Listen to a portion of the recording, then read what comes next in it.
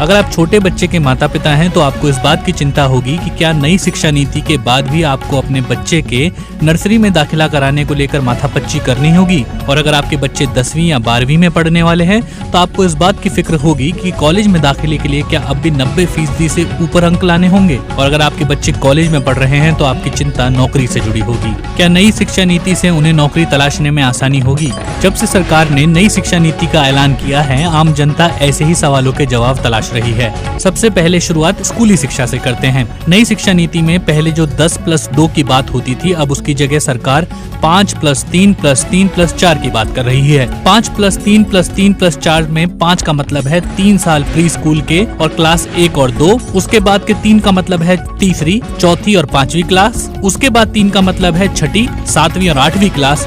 और आखिर के 4 का मतलब है 9वीं, 10वीं, 11वीं और 12वीं क्लास। यानी अब बच्चे 6 साल की जगह 3 साल की उम्र में फॉर्मल स्कूल में जाने लगेंगे। अब तक बच्चे 6 साल में पहली क्लास में जाते थे, तो नई शिक्षा नीति लागू होने पर भी 6 साल में बच्चा पहली क्लास में ही होगा, लेकिन पहले के 3 साल भी अब फॉर्मल एजुकेशन वाले ही होंगे। प्ले स्कूल के शुरुआती साल भी अब स्कूली शिक्षा से जुड़ेंगे। इसके अलावा स्कूली शिक्षा में एक और महत्वपूर्ण बदलाव है भाषा के स्तर पर। नई शिक्षा नीति में 3 लैंग्वेज फॉर्मूले की बात की गई है, जिसमें कक्षा 5 तक मातृभाषा, लोकल भाषा में पढ़ाई की बात की गई है। साथ ही ये भी कहा गया है कि जहां संभव हो वहां कक्षा 8 तक इसी प्रक्रिया को अपनाया जाए। संस्कृत भाषा के साथ साथ तमिल, तेलुगु और कन्नड़ भाषा में पढ़ाई पर भी जोर दिया गया है। सेकेंडरी एजुकेशन में स्कूल चाहें तो विदेशी भाषा भी विकल्प के तौर पर दे सकते हैं। स्कूली शिक्षा में तीसरी बात बोर्ड परीक्षा में बदलाव से जुड़ी है। पिछले 10 सालों में बोर्ड एग्जाम में कई बदलाव किए गए। कभी 10वीं की परीक्षा को वैकल्पिक किया गया, कभी नंबर के बजाय ग्रेड्स की बात की गई, लेकिन अब परीक्षा के तरीके में बदलाव की बात नई शिक्षा नीति में की गई है।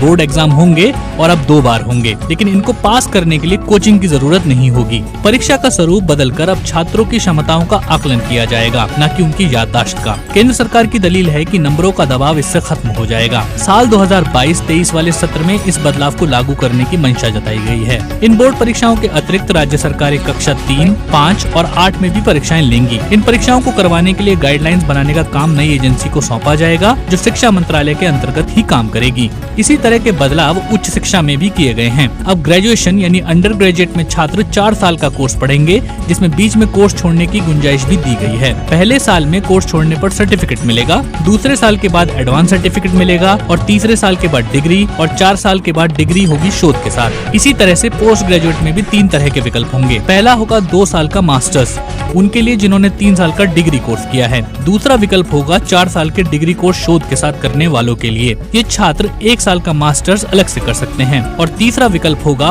5 साल का इंटीग्रेटेड प्रोग्राम, जिसमें ग्रेजुएशन और पोस्ट ग्रेजुएशन दोनों साथ ही हो जाएं। अब पीएचडी के लिए अनिवार्यता होगी 4 साल की डिग्री शोध के साथ। एमफिल को नई शिक्षा नीति में बंद करने का प्रावधान है। उच्च शिक्षा में स्कॉलरशिप के लिए नई शिक्षा नीति में प्रस्ताव है। इसके लिए नेशनल स्कॉलरशिप पोर्टल के दायरे को और अधिक व्यापक बनाने की बात कही गई है। प्राइवेट संस्थाएं जो उच्च शिक्षा देंगी, उनको 25% से लेकर 100% तक स्कॉलरशिप अपने 50% छात्रों को देना होगा। ऐसा प्रावधान भी इस नई शिक्षा नीति में किया गया है। उच्च शिक्षा संस्थानों को ग्रांट देने का काम हायर एजुकेशन ग्रांट्स कमीशन करेगा। इसके अलावा इन संस्थानों के अलग अलग विभागों के लिए नियम, कानून और गाइडलाइंस तैयार करने की जिम्मेदारी भी होगी।